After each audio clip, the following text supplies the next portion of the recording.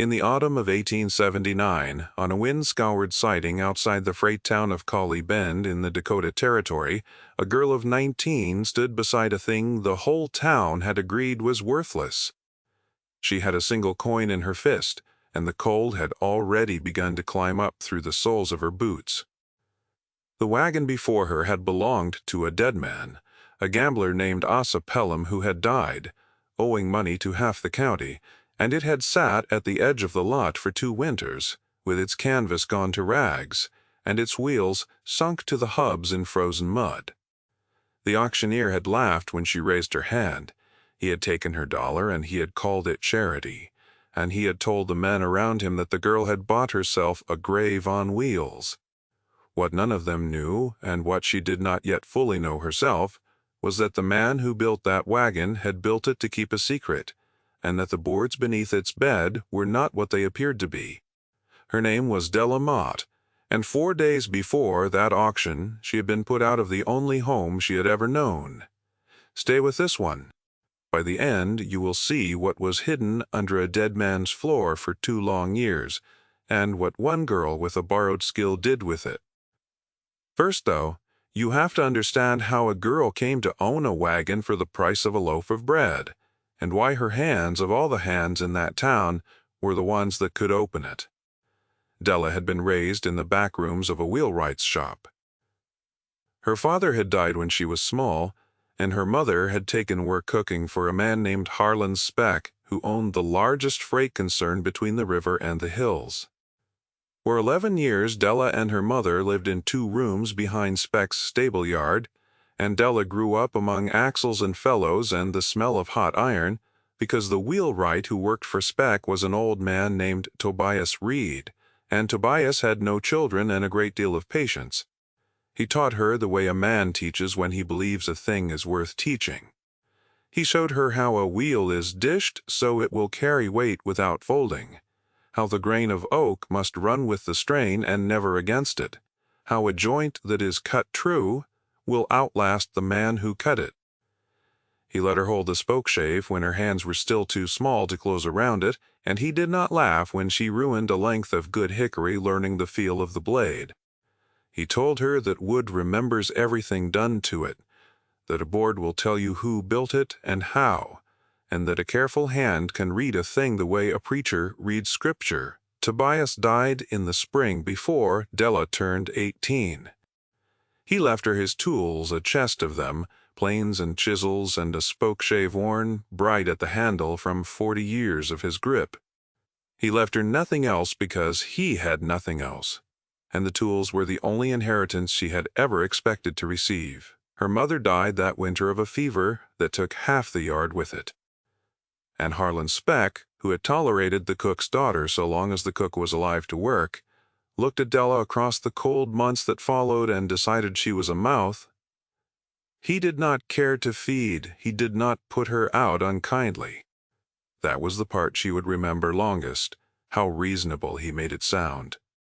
He called her into the front room of the house, where she had rarely been allowed, and he sat behind his desk with his hands folded on the blotter, and he spoke to her the way a man speaks when he has already decided a thing and wishes to be thought fair about it. He told her she was 19 and able-bodied, and that the rooms behind the stable were needed for a man with a family, a teamster he was bringing on for the spring hauling who had a wife and would do the work of 2. He said it as though the rooms had asked for the change themselves. He told her the world was hard and that he had carried her and her mother longer than most men would have, which was not true, for her mother had worked every day she lived under his roof, and Della had mended his wheels for nothing since she was 14. He gave her until the end of the week. He gave her $1, folded once, pressed into her palm at the door as though it settled something, and he told her that a girl with sense would find a situation in town before the snow came hard. She did not weep in front of him. She had learned from Tobias that you do not show a thing your hand before you are ready to use it. She took the $1 and her chest of tools, and she walked out into the yard, and the men loading freight did not look at her, and the gate closed behind her with the particular finality of a door that will not open again. For 3 days, she slept in the loft of a livery that the owner let her use in exchange for mending a cracked wheel felloe. Work she did in an afternoon with Tobias's tools, while the man watched and said nothing, and then looked at her differently afterward. He could not take her on. He had 2 sons already idle. He did tell her, though, about the auction, the clearing of old Pelham's debts, and he told her there was nothing there worth $1, and that was how she came to be standing at the siding on the 4th day with her whole fortune in her fist.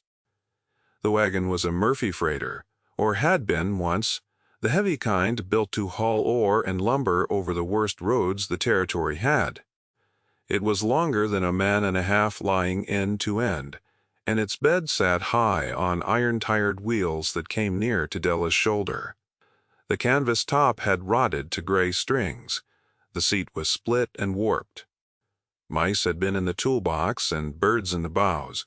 Everything about it said that it had been left to die, and the men who walked past it at the auction said so too plainly. The way men say a thing they have never once doubted.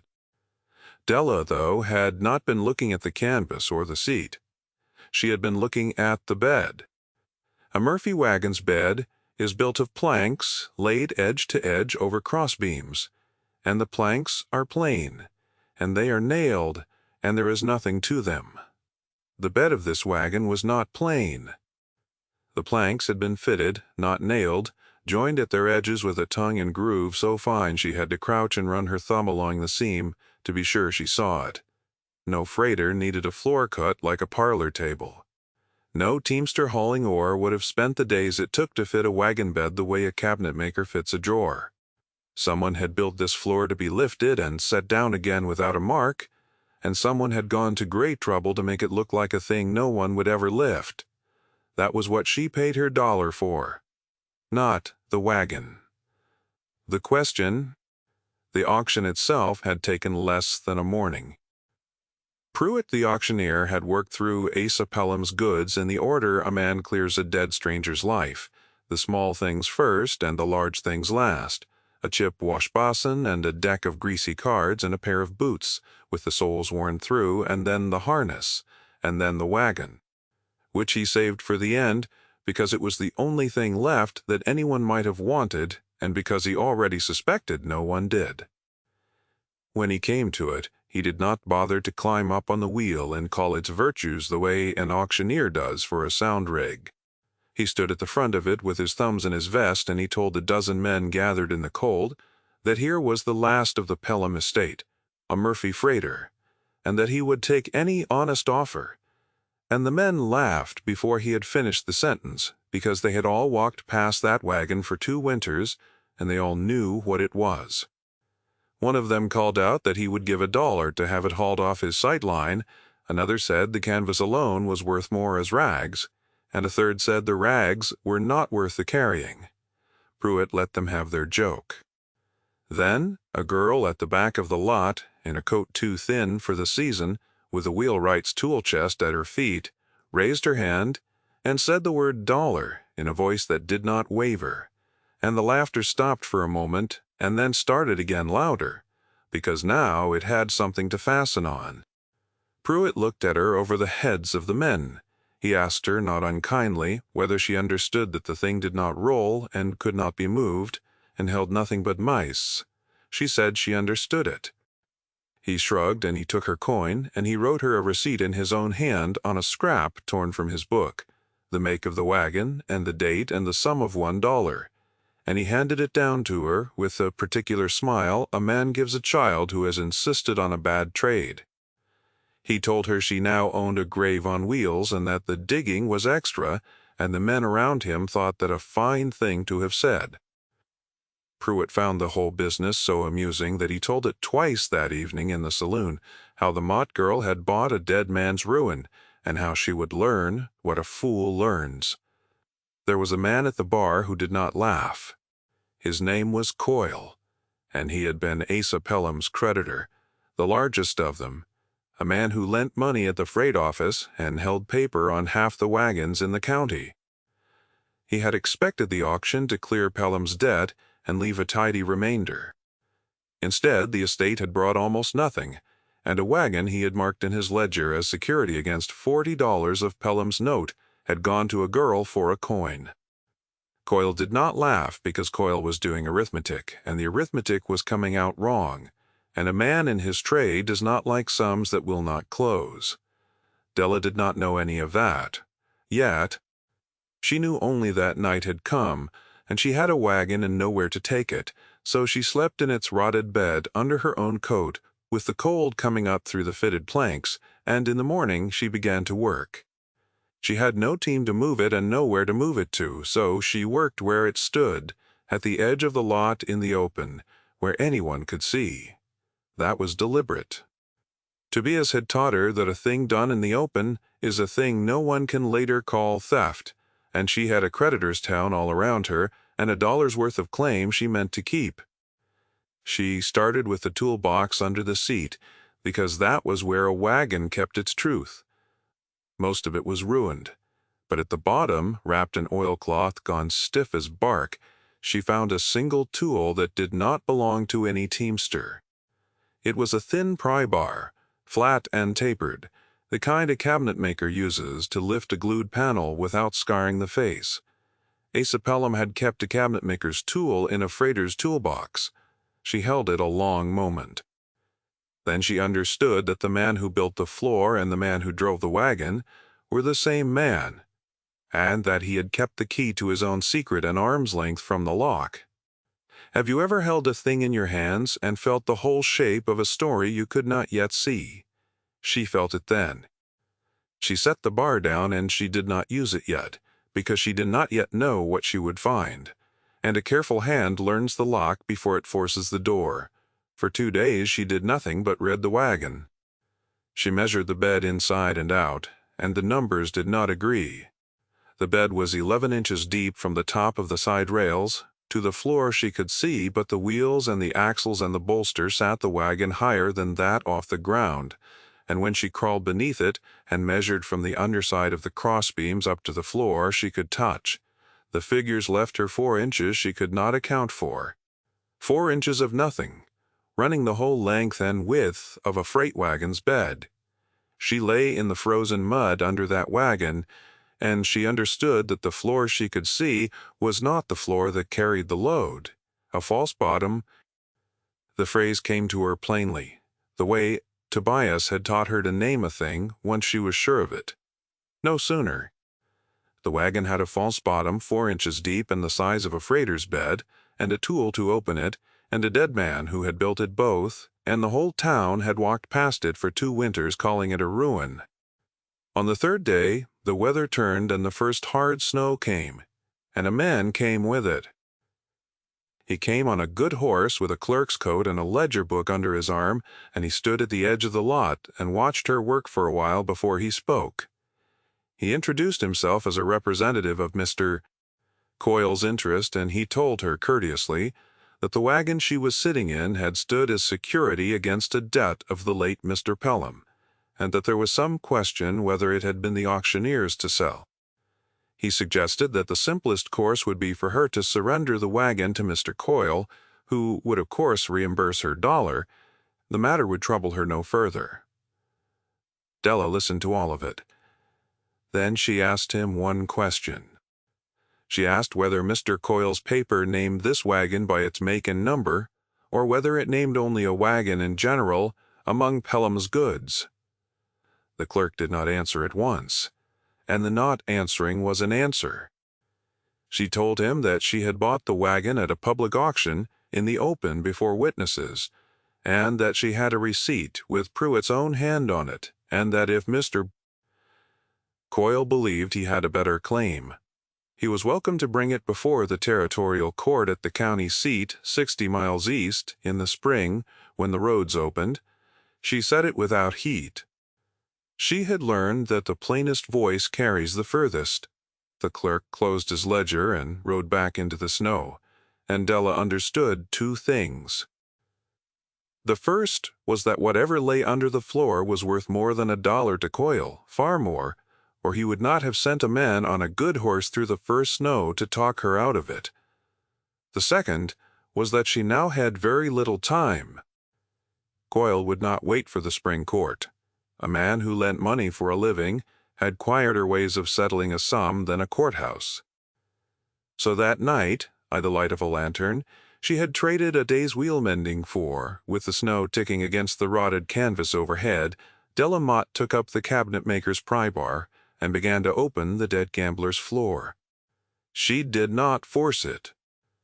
She found the seam first, the fine tongue and groove join she had felt the first day, and she followed it with her thumb until she found the one plank whose grain ran crosswise to the rest, a plank no wider than her two hands, set near the front of the bed where a driver's heel would never wear it.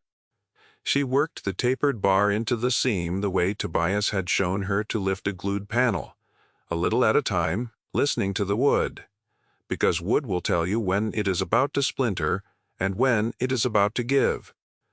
The first attempt taught her the floor was cleverer than she had guessed. The plank did not lift when she leaned her weight on the bar, and a less patient hand would have driven the bar deeper and cracked the face, and ruined in a moment what had taken a man weeks to build. She stopped.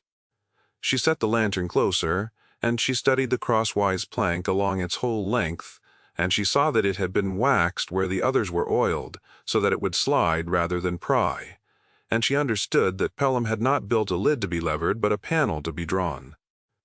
She turned the bar and used it flat as a wedge to start the slide, and she pushed with the heel of her hand along the grain, and the plank moved a quarter inch, with a small dry sound like a held breath let go. It gave then. The short plank slid clean, and beneath it was a finger hole cut into the next, and a wooden turn button, and the whole front section of the false floor swung up on a leather hinge gone hard as horn. Cold air came up out of the space beneath, air that had been sealed under that floor since before Asa Pelham died. It smelled of oiled cloth and old paper, and the particular dryness of a place the weather has never reached. She held the lantern over the opening, and she looked down into 4 inches of darkness running the length of the wagon, and at first she thought it was empty, and her heart went down into her cold boots. Then the light found the edges of things laid flat, oilcloth, bundles fitted side by side as carefully as the planks above them, dozens of them, the whole bed of the wagon paved with them, and she understood that the false bottom was not empty at all. It was full. She lifted the first bundle out with both hands. It was heavier than it looked. She unwrapped the stiff oilcloth on the wagon seat with the lantern close, and inside was not money, though she had half expected money. Inside were papers, deeds. A sheaf of land deeds, each one folded and docketed in a clerk's careful hand, and beneath them banded together a stack of promissory notes, and beneath those, ledger pages torn from a bound book and a thick packet of letters tied with waxed thread. Della Motte had been taught to read by her mother and to read wood by Tobias Reed, and now she sat in a freezing wagon and taught herself line by line to read the thing a dead man had built a wagon to hide. The deeds were the key, and they were terrible in their plainness. They were deeds to homestead claims, 11 of them, in the valley west of Colley Bend, the bottom land along the creek where the soil was deep and the water never failed. Each deed had been signed over, the original homesteader's name struck through and Coil's name entered in its place, and each transfer was dated within a span of 2 years, and each was witnessed by the same hand and notarized by the same seal.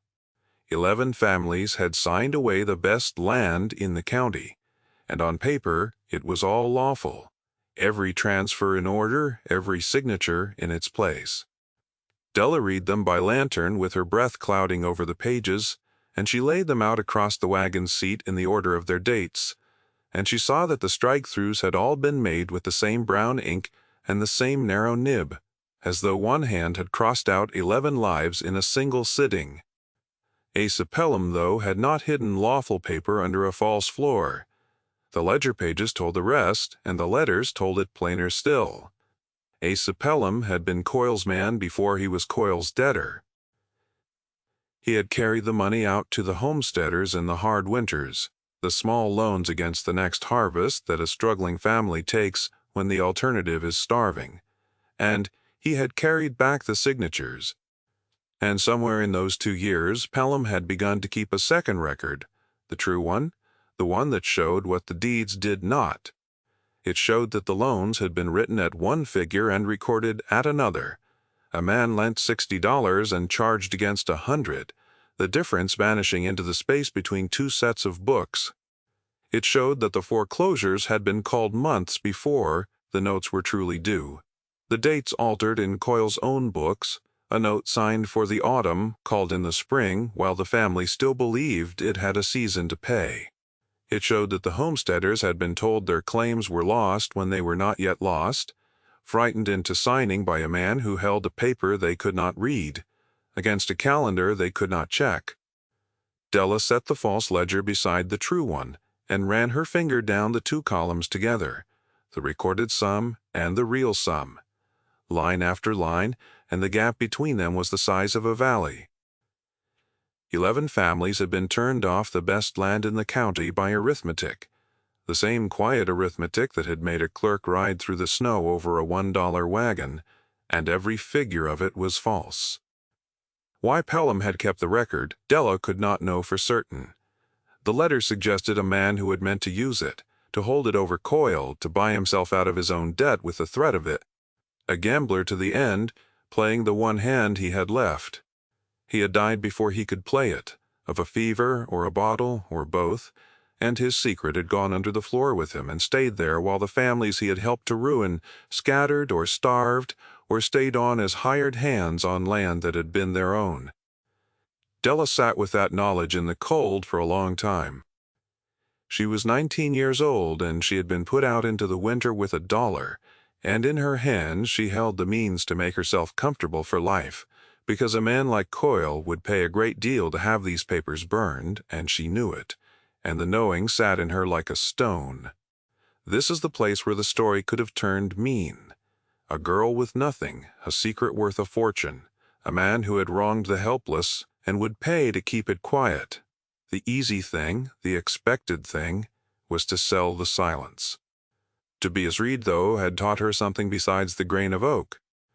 He had taught her that you build a thing true or you do not build it, and that a joint cut crooked to save an afternoon will fail under the first real weight and bring down everything resting on it. She did not go to Coyle. She went to the families. It took her the rest of that winter, and it was the hardest work she had ever done, harder than any wheel. She had a wagon she could not move and a stack of papers she dared not leave, so she moved the papers and left the wagon, carrying the documents wrapped in their oilcloth inside her coat, walking the frozen valley road from claim to claim, with Tobias's tool chest, because she would not leave that either. She found them one by one. A widow named Esther Vane, who had lost the creek bottom and now cooked in another woman's kitchen the way Della's mother had. Della came to her on a gray afternoon and found her at a washtub in a stranger's yard, her hands red to the wrist. And when Della said her husband's name, the woman went still and did not turn around for a long moment. And then she dried her hands on her apron and said only that she had not heard that name spoken with respect in 3 years. A family called the Hartleys, 3 children, and a father whose hands shook, living in a soddy on the dry flat above the land that had been theirs. The father would not let her in at first. He stood in a low doorway with the children behind him and told her he had signed what he signed, and there was an end of it, and that he wanted no trouble brought to his door in the cold, and Della did not argue with him. She set the deed on the upturned crate by the door. The deed with his name struck through, and she told him she would come back in a week, and she left it with him to read by his own fire. An old man named Day, who had signed because he could not read the figure and had believed the kind voice that read it to him. He wept when she showed him the true ledger, not for the land but for the years he had spent believing the fault was his own, and he gripped her wrist with a hand like a bundle of sticks and asked her 3 times if she was certain, and 3 times she told him she was. She did not promise them anything. She showed them the papers. She showed Esther Vane the deed with her dead husband's name struck through, and the ledger page that showed the note had been called 4 months early, and she watched a woman who had decided years ago that the loss was her own fault learn that it had been a theft. She told each of them the same thing, plainly.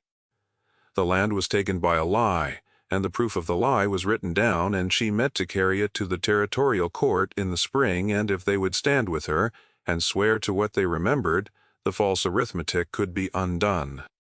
Some of them were afraid. Coyle still held paper on much of the valley, and a frightened family does not lightly cross the man who can call its note. She did not push them, though. She left each one with the truth and let it do its own work, the way she let a glued panel lift in its own time. There was a CTA aside in the middle of that winter, though Della would not have called it that. Word of what she was doing spread along the valley faster than she walked, and the people who had laughed at the auction stopped laughing, and a few of them grew quiet and ashamed, and one of them, the livery owner who had given her the loft, rode out to find her on the road and ask if it was true. If you have ever watched a person decide to do the harder right thing instead of the easy wrong one, you know the particular silence that fell over that valley. He did not offer money. He offered a team and a sledge to move the wagon to a safer place, and she took it, because the wagon was evidence now, and evidence left in the open at the edge of a creditor's town does not stay safe for long. They moved it on a night with no moon, and it was well they did, because Coyle had not been idle. He had learned by then what the girl had found, or enough of it. The clerk had reported the question she asked about the paper, and a man like Coyle, lying awake over a sum that would not close, had done the arithmetic and arrived at the only answer that fit. Pelham had kept a record. The wagon was the strong box. The girl had the key. And so, on a morning late in that winter, Coyle sent 2 men to the edge of the lot to take the wagon back by whatever quiet means a debt allows.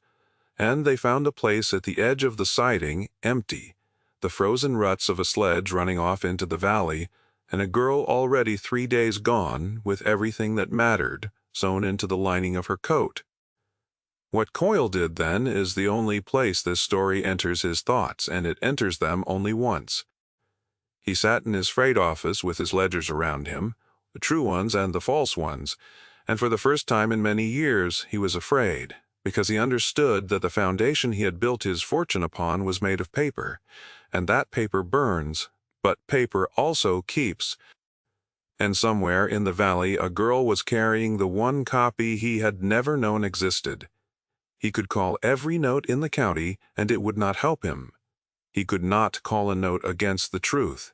He did not send the men again. A wiser kind of cruelty would have, perhaps, but Coyle had grown soft in the way that men grow soft when they have won for a long time, and he made the error such men make. He waited. He told himself the court was 60 miles off and the spring was far, and a girl of 19 would lose her nerve or her papers or her way before the roads opened. He told himself the arithmetic would close on its own as it always had. It did not close. The roads opened in April. Delamott traveled the 60 miles to the county seat in the borrowed sledge-turned wagon, with Esther Vane beside her, and old Day and the trembling Hartley father following behind, because in the end 7 of the 11 families had chosen to stand, and 7 was enough. The journey took 4 days over roads still soft with the thaw, and they camped the nights along the way. And around the fire the 7 of them talked low about what they would say and what they feared, and Della told them again that they had only to tell the truth as they remembered it, that the papers would carry the weight, and they had only to confirm it. She did not make a speech to the court. She had no gift for speeches and no wish to learn one. She laid the papers before the territorial judge in the order. Tobias would have laid out tools for a job, the true ledger beside the false, the early foreclosure dates beside the real ones, the deeds with their struck-through names beside the living men and women who had owned them. When the judge asked her how she had come by the documents, she told him plainly that she had bought the wagon they were hidden in for $1 at a public auction, and had found them beneath its floor, and she set Pruitt's receipt on the table beside the rest, the make and the date, and the sum in the auctioneer's own hand, so that her claim to the wagon and to everything in it stood as plain as the theft it had uncovered. She let the papers speak, because physical things do not lie the way a man's voice can, and a date written in a ledger in a man's own hand is a witness that cannot be frightened or paid. The court did not rule that spring. Courts move slowly, and Coyle had a lawyer, and the lawyer had every delay the law allows. The thing was done, though, the moment the papers were entered into the record, because once a thing is written into the public account, it cannot be unwritten, and Coyle's foundation, which had stood because no one had ever set the true figure beside the false, could not stand once both were on the same page in front of a judge. His credit failed first, the way a wheel fails, slowly, and then, all at once, the men who had borrowed from him stopped fearing him. The bank that had backed his paper called on him to account for the discrepancies the court had entered, and he could not, because there is no accounting for a lie once the truth is filed beside it. Coyle did not stand and fall in a single dramatic hour. He simply became, over that spring and summer, a smaller and smaller man, until one day his office was let to another tenant and no one in Colley Bend could quite say when he had gone. The land came back, not all of it, and not quickly, and not without years of the court's slow grinding. The creek bottom returned, though, to the people whose names had been struck from the deeds, and Esther Vane planted her own ground again in the third spring after, and the Hartley children grew up on the flat their father had thought lost. Della took none of it. She had not done the work to make herself rich, and when the families tried to give her a share of the recovered land, she would not have it, because a thing taken as payment for justice is no longer justice, and she had been raised by a man who built things true. What she took instead was the wagon. When the court was done with it, when the papers had been copied and entered, and the false bottom emptied at last of everything it had hidden, the wagon was hers, plainly and beyond any creditor's claim, and she had it hauled back to Colley Bend and set up in a yard she rented at the edge of town with the small fee the court allowed her as the finder of the record. She mended it through the next winter the way Tobias had taught her, replacing the rotted bows and the split seat and the gray rags of canvas, dishing 2 new wheels by hand, and she left the false bottom exactly as Asa Pelham had built it. The fine tongue-and-groove floor, the crosswise plank, the leather hinge gone hard as horn. She did not hide anything in it. She left it empty and clean. She kept it, though, because it had taught her something she did not have words for about the things men build to hide and the things they build to last, and about how a careful hand can tell the difference. Delamott opened a wheelwright shop in Colley Bend in the autumn of 1880, 1 year to the season after a girl of 19 had been put out into the cold with a folded dollar. She was the only woman wheelwright in the territory, and, for a time, the men brought their work to her sideways to test her, and then they brought it plainly, because a wheel she dished did not fold, and a joint she cut did not fail, and the work spoke for her as she had always let work speak. She married late, and had a daughter, and taught the girl the grain of oak the way Tobias had taught her in the open, with patience, ruining good hickory until the hand learned the blade. She lived a long life and a plain one, and she was buried. When her time came, in the valley, her evidence had given back, within sight of the creek bottom where Esther Vane's grandchildren still farmed. The wagon outlasted her. It stood in the yard behind the shop for 40 years, and then behind her daughter's shop after, and the false bottom was never used to hide a single thing again, because the girl who owned it had learned that the strongest thing you can put under a floor is not a fortune but the truth, and that the truth, unlike a fortune, grows heavier the longer it is kept, and lighter the moment it is set down where the light can reach it. In the last years anyone tells of it, the wagon sat with its tongue and groove floor swept clean and its leather hinge oiled soft again, and the spokeshave that Tobias Reed had worn bright in 40 years of work hung on a peg on the wall above it, worn brighter still by the hand of the girl he taught.